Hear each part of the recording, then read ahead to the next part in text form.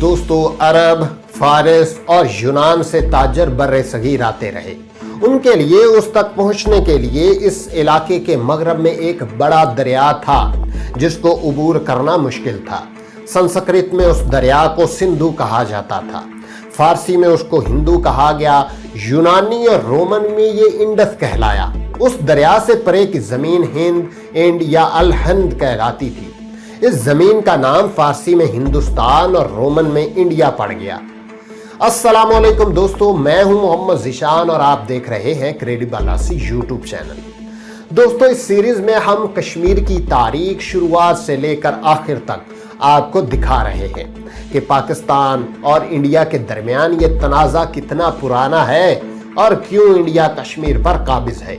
इस तरह की और भी मुकम्मल सीरीज के लिए हमारे चैनल को सब्सक्राइब करके बेल आइकन पर लाजमी क्लिक करें।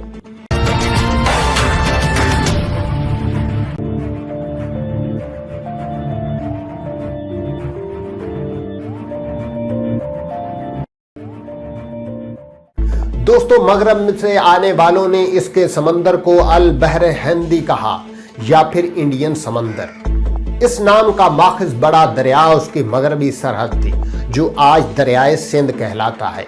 अगरचे उस जगराफियाई खित्ते को इंडिया कहा गया, लेकिन ये एक मुकम्मल या यकजा सियासी इकाई ब्रिटिश दौर में बनी। उससे पहले कोई भी ऐसा हुक्मरान नहीं रहा जिसने इस पूरे खित्ते पर हुकूमत की हो। तारीख में 2 मरतबा उसका बड़ा हिस्सा एक बादशाह के तले आया।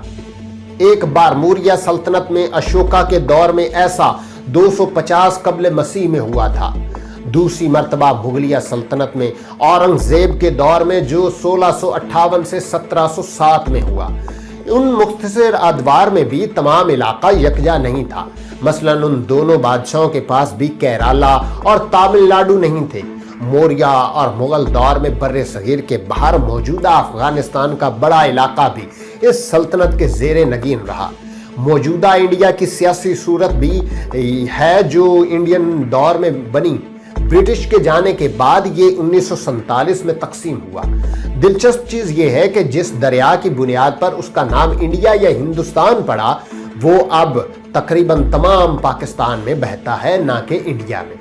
और इस्लाहात के हवाले से एक और चीज की वजाहत इंडिया में ब्रिटिश राज की इब्तदा तिजारत के लिए आने वाले ईस्ट इंडिया कंपनी से हुई थी और उसके मुलाजमीन इंग्लिस्तान से 17वीं सदी में आए थे।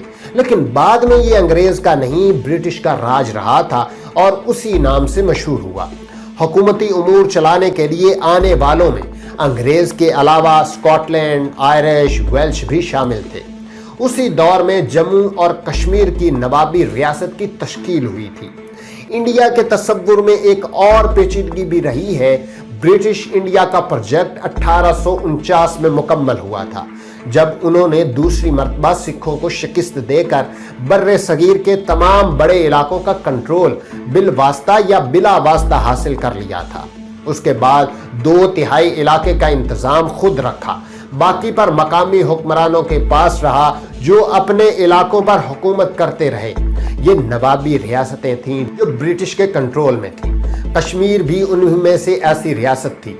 ब्रिटिश इंडिया और नवाबी रियासतों को मिलाकर इंडियन एम्पायर कहा जाता था। मगरबी और मशरकी पाकिस्तान के अलग हो जाने के बाद जो इकाई वजूद में आई उसको यूनियन ऑफ इंडिया या भारत कहा गया।